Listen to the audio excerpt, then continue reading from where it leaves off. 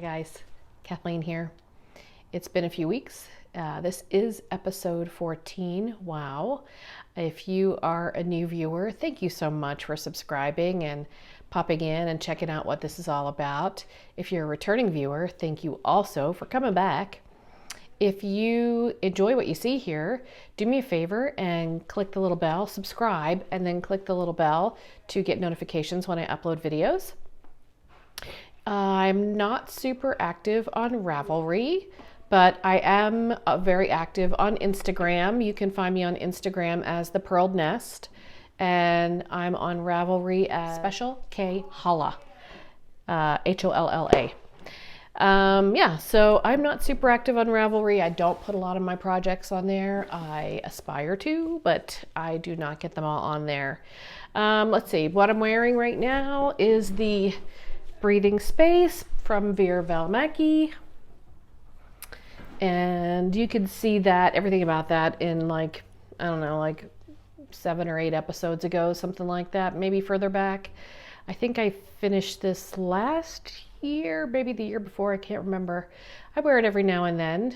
You know, one of the things I don't like is a lot of sweater designers, their necks are super open.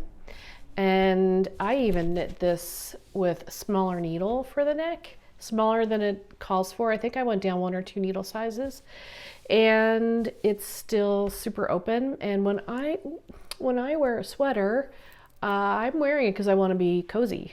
And I actually don't like that it's so open here, so I don't wear it a ton.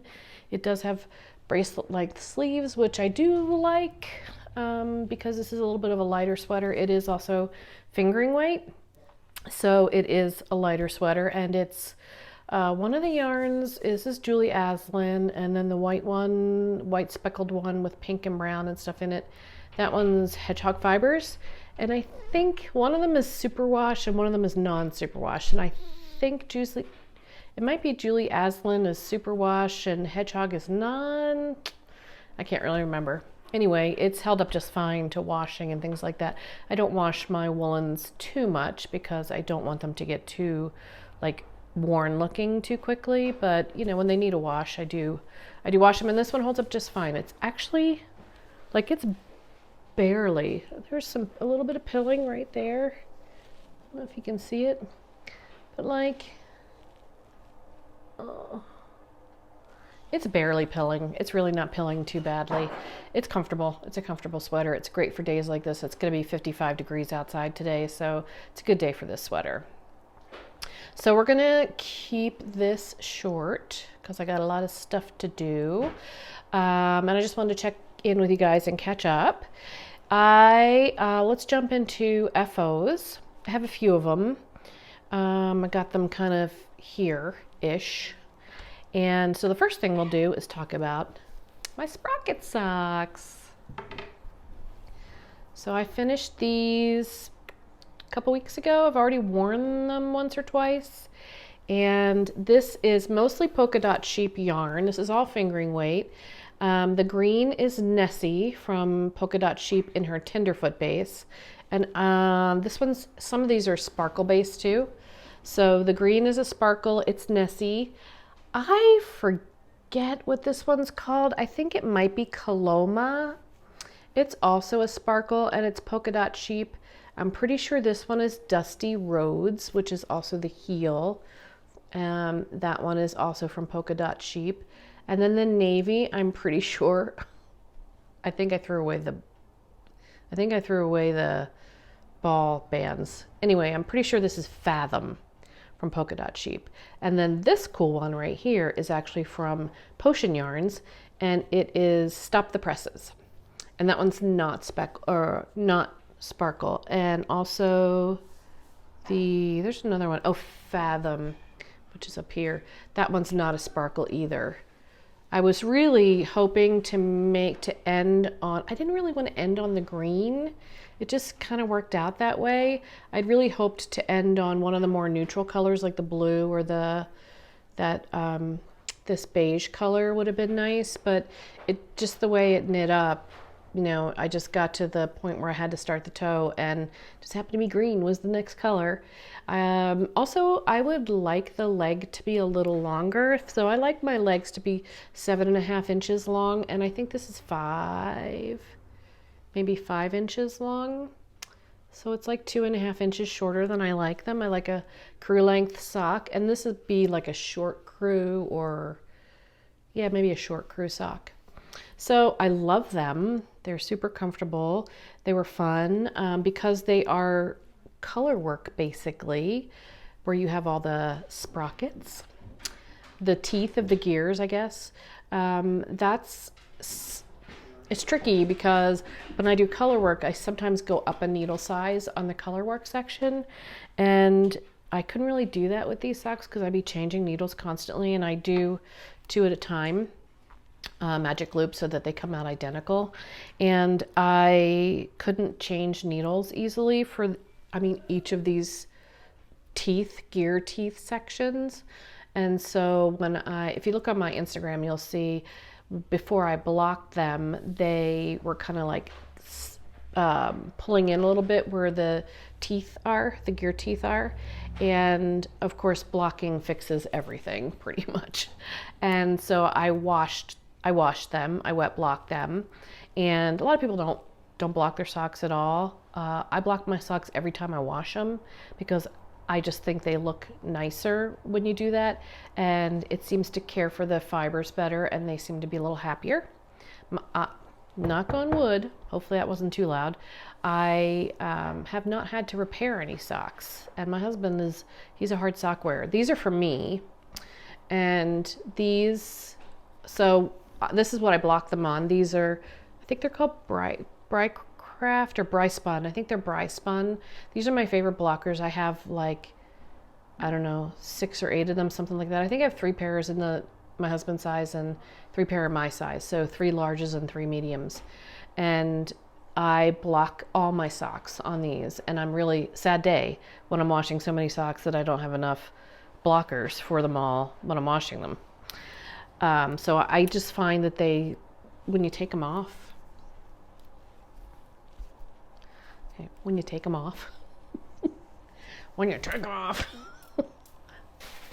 they look a lot nicer, when you fold them up.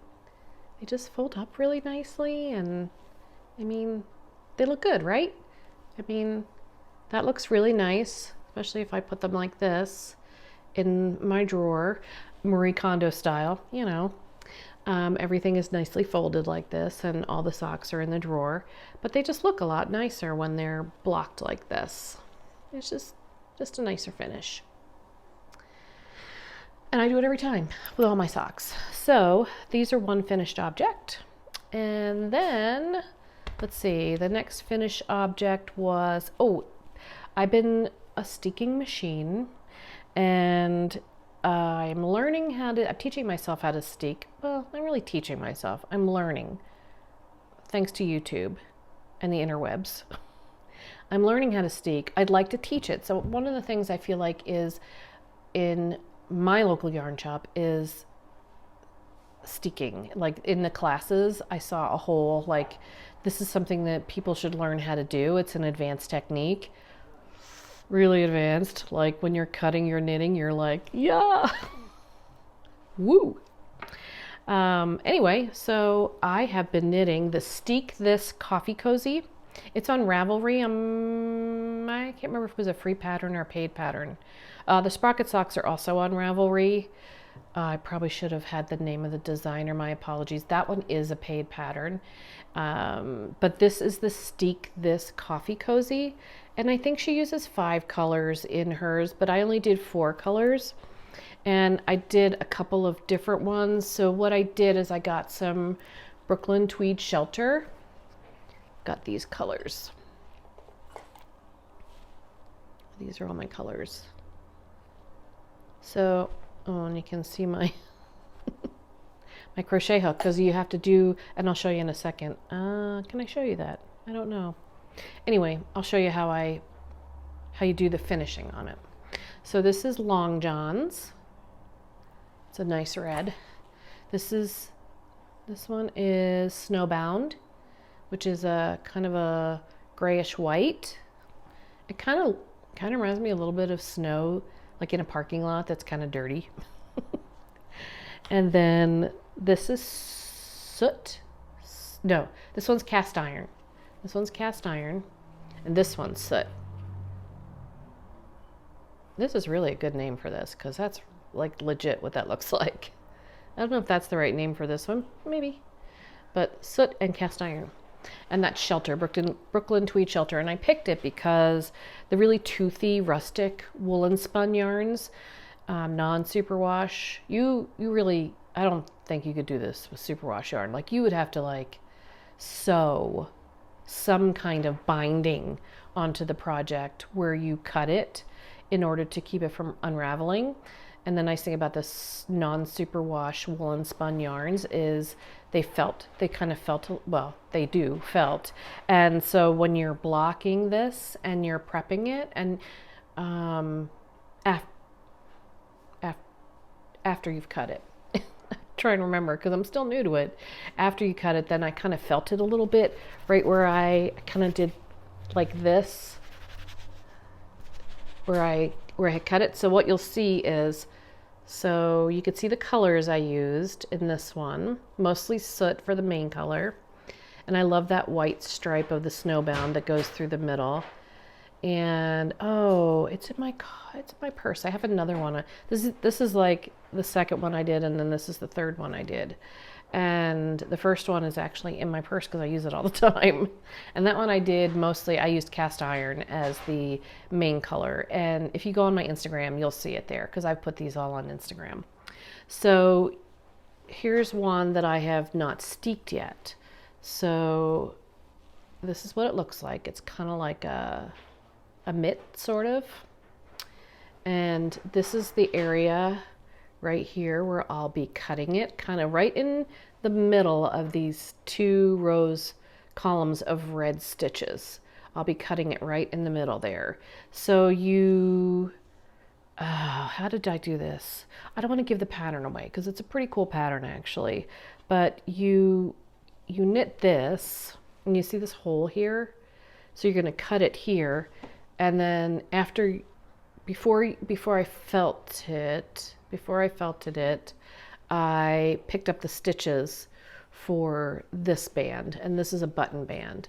So they have buttonholes. I don't know if you can see them. They have 1, 2, 3 buttonholes. So they have buttonholes, and you'll put buttons on them. So this is a button band. So when it's done, it kind of looks like a Nordic ski sweater.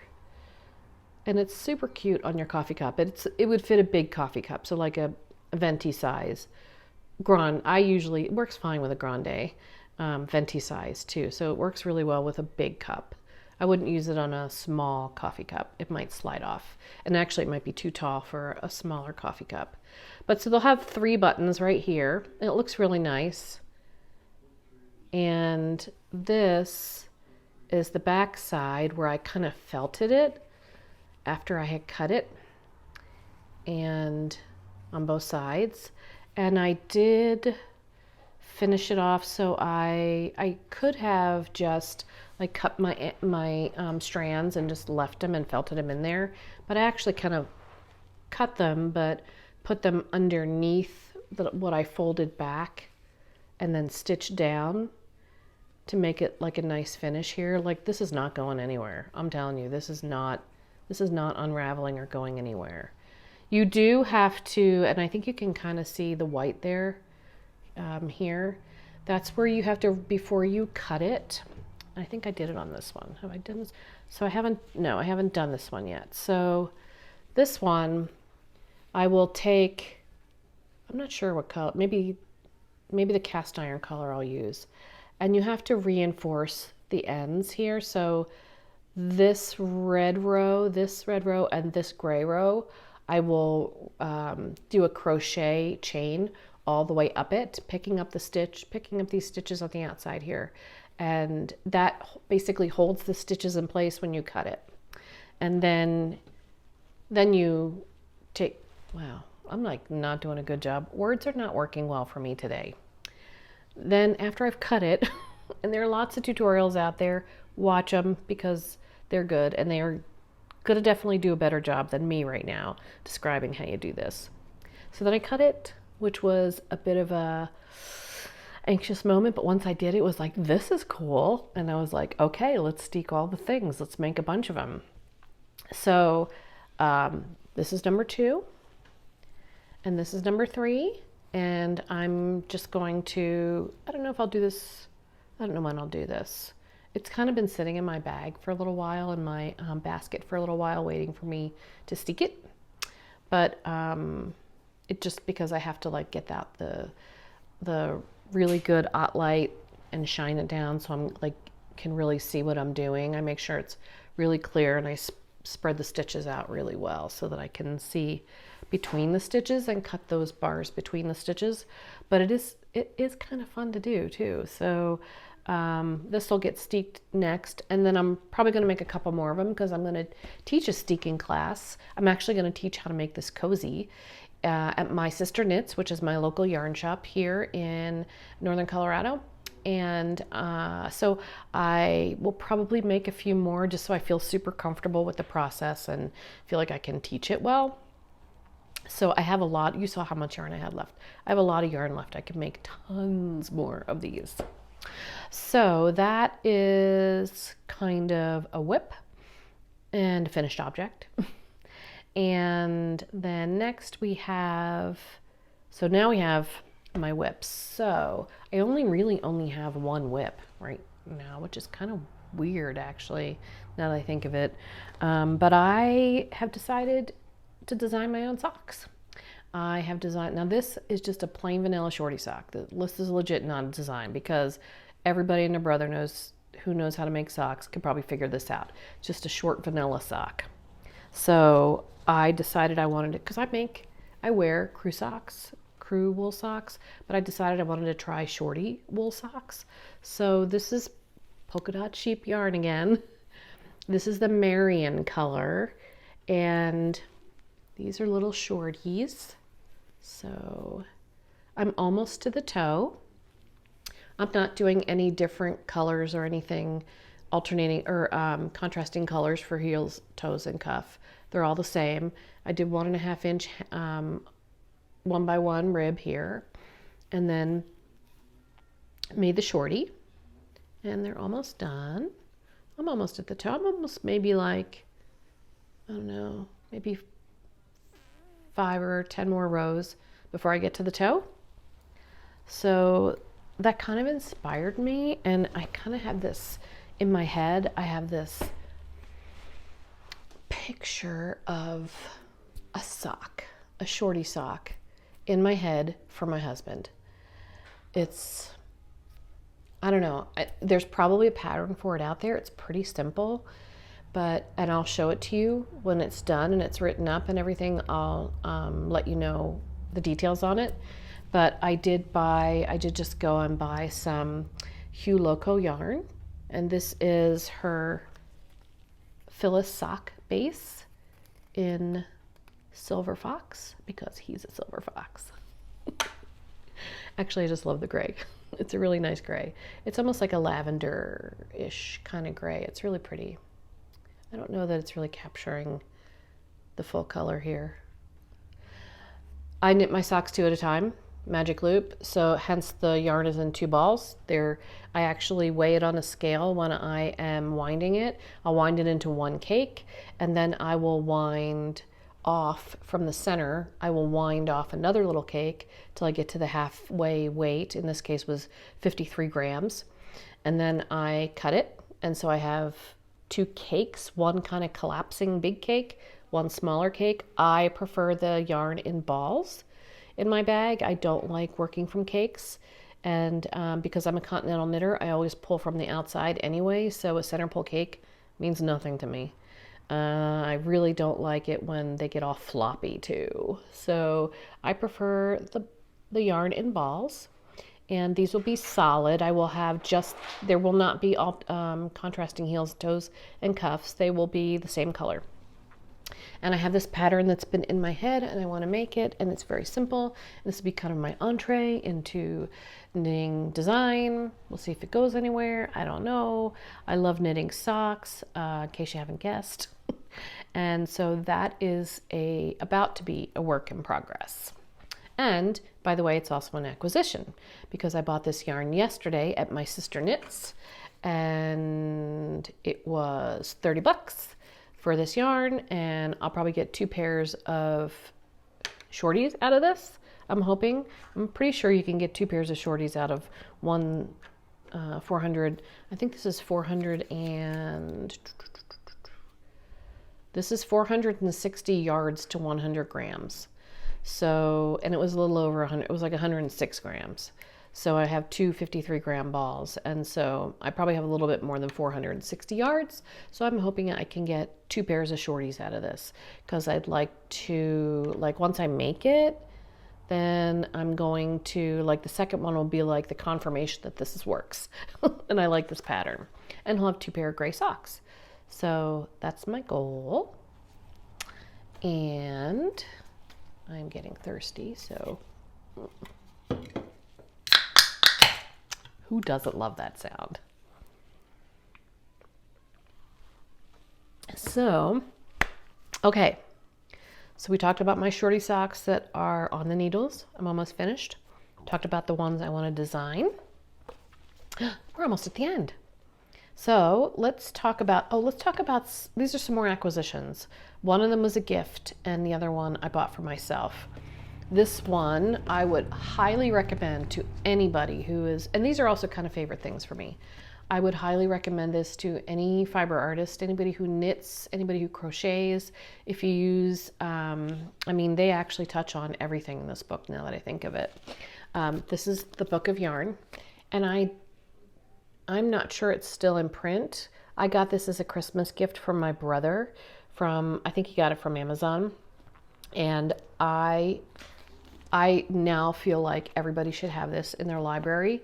It will help you when you're trying to figure out what kind of yarns to get, what fiber, what type of finish on the fiber, whether it's superwash or non-superwash, acrylic, cotton, mercerized cotton, woolen spun, worsted spun, like all the things, all the different ways we can get yarn. This book it's like your fiber Bible, and you will really find yourself referring to this a lot. I actually enjoyed just reading it. Literally, I had it on my nightstand to read one night, and it took me a couple nights to read it, but it's got some patterns in there. Has more than a few, because I think what she does is she's got, for each of the topics, each of the categories, she'll then put some patterns in there too that are perfect for those different types of yarns. So it's pretty cool. I don't want to show everything because I don't want to give away any of her patterns, but like then in the beginning you have like this one's about flax linen. So it's just a great resource, honestly. And it's going to be great to have on my shelf and to be able to refer to when I need to figure something out, like what kind of yarn am I going to use for this project. Because I don't always use the yarn that the pattern designer calls for. I can remember the days when we used to have to go to a yarn shop and buy books or printed patterns. And I don't think they ever referred to a specific yarn in any of them. It just said the gauge of the yarn, so like worsted, fingering, DK, sport. I don't even think there was DK at the time. I'm pretty sure there was a sport. I've been knitting for 24 years. And so they didn't, like patterns didn't specifically, the designers didn't specifically call out that the yarn that they used in their designs. Especially in the books, where like specific specific designers didn't necessarily get credit for them. I don't know. It was just a different world back then. You couldn't just go on Ravelry on the interwebs and get a pattern. The other favorite thing is this. So I got this. So my local yarn shop, oh, there's something in there. My local yarn shop, social media. I'm a sucker. I was on Instagram and they put this on Instagram that they had these in the shop, and I'm all about the hygge. I mean, sheepskin, brand new wood stove. Like, I'm all about the hygge. And the only thing I don't get into is candles. I don't know why, but I'm all about the hygge. Even that light right there, that's hygge too. Especially after reading this book, I know what's hygge, and it's fascinating. And it's interesting to think that this is actually just like part of everyday life in Scandinavia. This is just like, when you live in a place that's dark 6 months out of the year, hygge is probably pretty, and cold, hygge is probably pretty important. Anyway, my new wood stove is total hygge. And this book it's not just interesting, and it gives you, gives you some ideas and suggestions on how to bring hygge into your life and what really is considered hygge and what you need to get. But, it's also just about the lifestyle itself too, and living the hygge lifestyle. So it's funny. It's funny too. Fun. I mean, I wouldn't call it like, I'm laughing a ton when I'm reading it, but you chuckle a little bit here and there. And it's really good. I would definitely recommend this book. Maybe I should hold it still so you can see it. And yeah, I think I've hit on everything. Guys! I totally forgot to add in the acquisitions that I am getting some new Tiden yarn. Yeah, baby! I was successful in placing my order. The color I got is the one that I think the word translates to light. And it's kind of, it almost reminds me of the color of pink that the sky is in the morning sometimes here in Colorado. The colorway is spelled Ljus. Maybe it's pronounced loose. I'm not really sure. I'm not sure if that's the correct pronunciation. I think it's Norwegian. I don't entirely know. But I am so excited. I think I got 2 or 3 300 gram. I don't know. I don't even remember what I got, man. I'm so excited. I can't wait for it to come. It is on its way now. So as soon as I have it, I will take some video and I will share that. Probably, my guess is will be in the next podcast. You'll see the new Tiden yarn. But I wanted to make sure I said something because I am so excited. You have no idea. I cannot wait to try out this pencil roving. I don't know if I'm going to do any kind of knitting with it, like 2 strands held together, or if I'm going to do, to knit it with, typically commonly you see it knit with a silk mohair combo held together with the new Tiden, just to give it strength. You guys, I cannot wait to knit with this. I've also heard of another pencil roving that I would love to be able to get my hands on, but I don't think I'll be able to. Hillesvåg, I think is what it's pronounced. Hillesvåg? Something like that. They have a pencil roving as well that's supposedly very soft. But I cannot wait to get my hands on this new Tiden. So wanted to pop in here and kind of get everybody excited about the new Tiden that's coming. I don't know if you've noticed, I didn't use my gimbal this time. So guess what? We're not like, whoa, moving all over the place this time. This is a gimbal. And this is what I use. This is what I used in my last video to stabilize the camera. I mean, I could have just done what I did now, tripod on a table, but I wanted to try out my fun new tool. This is going to go on vacation with us to help us take better video, help me take better video, more stable video.